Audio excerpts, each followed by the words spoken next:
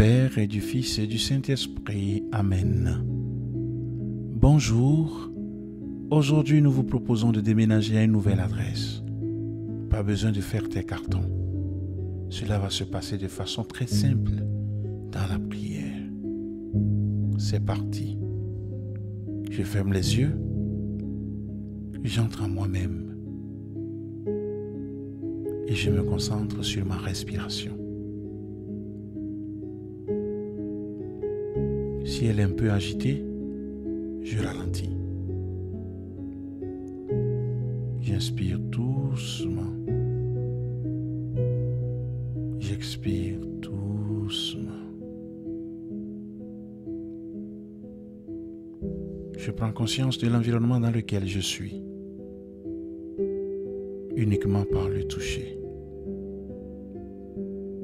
Je passe en revue toutes les zones de mon corps qui sont en contact avec le sol ou le support sur lequel je suis installé.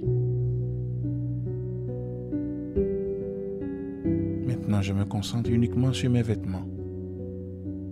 J'essaye de sentir tous les tissus et la matière qui touche ma peau.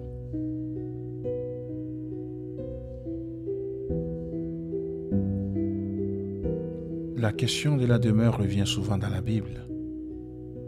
Dans l'Ancien Testament, on suit le peuple hébreu en déplacement vers la terre promise. Avant d'y arriver, il traverse bien des déserts. Je visualise ces caravanes dans le désert.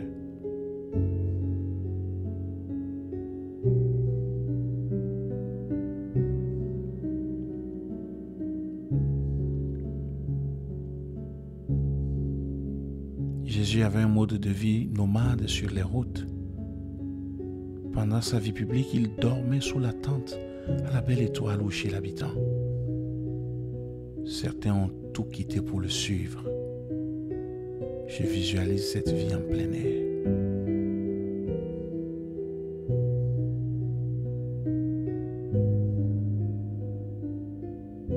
Dieu sait que nous aspirons à être en lieu sûr. Pourtant, la Bible raconte le destin des humains qui doivent quitter leur terre d'origine et s'établir ailleurs. Ils traversent bien des épreuves. Ai-je moi aussi parfois l'impression d'être bousculé dans mon confort, d'être forcé à bouger intérieurement ou extérieurement? Je peux m'associer à la peine de toutes les personnes qui n'ont plus de chez eux et dans ma prière, les confier à Dieu.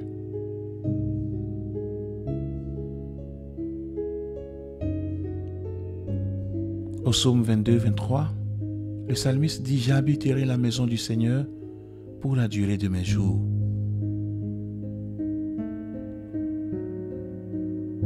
Si la Bible était un livre illustré, nous aimerions bien savoir à quoi ressemble cette maison de Dieu.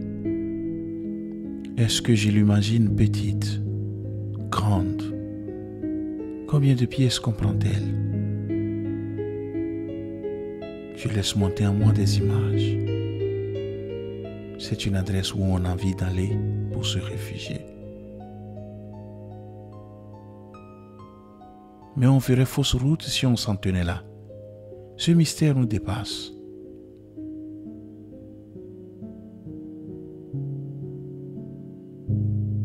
Une façon plus juste d'appréhender la maison de Dieu serait de lui trouver des adjectifs. Je laisse venir les adjectifs qui me viennent pour cette maison du Seigneur.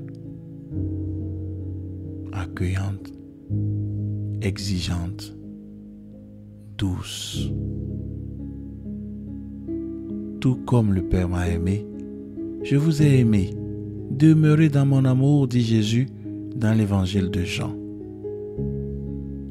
C'est là que la notion de déménagement intervient.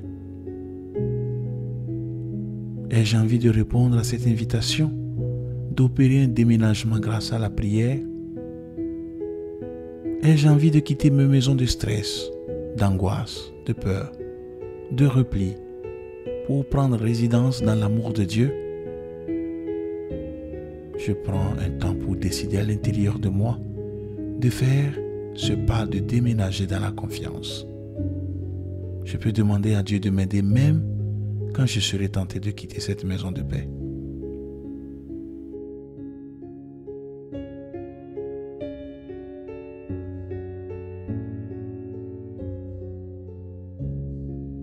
J'ouvre les yeux et je le prie en disant: Seigneur Jésus, source de paix et d'amour, je me présente devant toi avec humilité et confiance.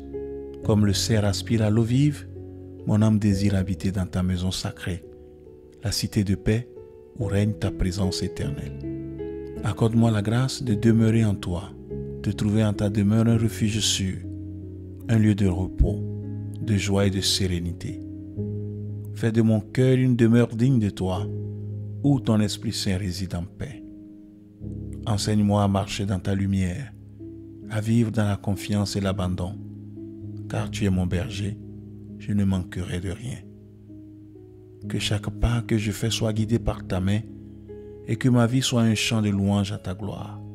Je t'offre mes craintes et mes soucis et je reçois avec foi ta paix qui surpasse tout. Que ta volonté s'accomplisse en moi, aujourd'hui et pour les siècles des siècles. Amen. Que Dieu Tout-Puissant vous bénisse, le Père et le Fils et le Saint-Esprit. Amen. Merci d'avoir suivi cette méditation. Belle journée et à demain.